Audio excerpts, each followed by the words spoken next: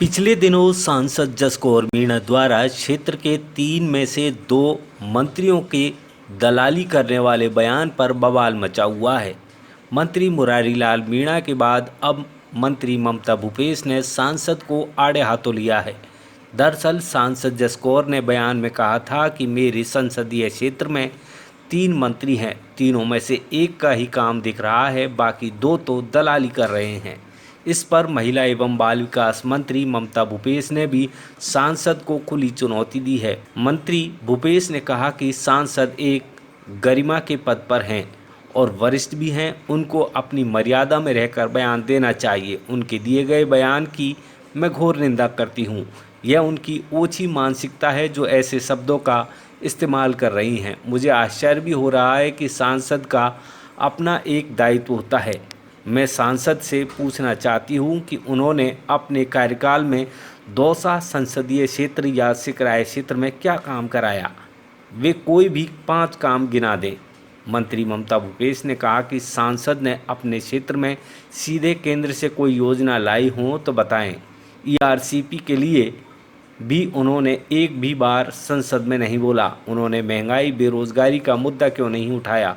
अपने दायित्व से विमुख होकर अनर्गल बयान देना अशोभनीय है। सांसद महोदय ने जो बयान दिया है मैं समझती हूँ बहुत ही हास्यास्पद बयान है। मुझे बहुत ही अजीब उनके वक्तव्य लग रहा है कि एक जिम्मेदार औरत एक सांसद जैसे पद पे बैठने के बाद में इस तरह की उनकी मानसिकता है कि वो इस तरह के शब्दों का यूज़ कर रही है। मैं घोर निंदा भी करना चाहूँगी और बड़ा आश्चर्य भी मुझे हो रहा है कि सांसद का अपना दायित्व, आज मैं विधायक हूँ तो मुझे अपने क्षेत्र के दायित्व है। मुझे अस्पताल बनाने, सड़कें बनानी, स्कूल बनानी, कॉलेज बनानी, तहसील बनानी है, मुझे डेवलपमेंट के काम करने।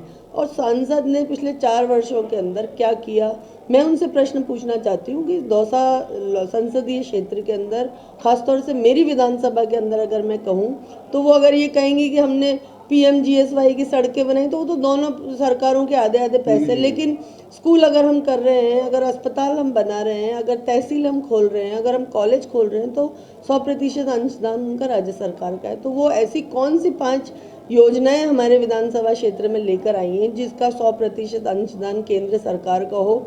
ईआरसीपी के मुद्दे पे लोग सड़कों पे उतरे हुए हैं। उन्होंने कब संसद के अंदर ईआरसीपी का मुद्दा उठाया? क्यों नहीं प्रधानमंत्री जी से जाके इस बात की जिरह करी कि हमको ईआरसीपी राष्ट्रीय परियोजना घोषित करें?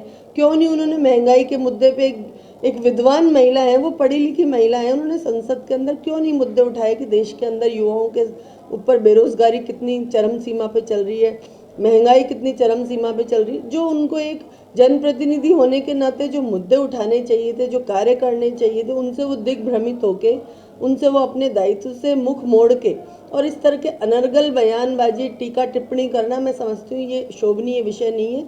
हम सब लोग, चाहे एमपी हो चाहे एमएलए हो, हमारी अपनी जिम्मेदारी है, हमारे अपने दायित्व हैं और हमको उन दायित्वों को पूरा करना चाहिए। वो 5 काम मुझे ऐसा गिनाए जो मेरे विधानसभा में उन्होंने एज ए सांसद करवाए हों, वो भी केंद्र सरकार के द्वारा।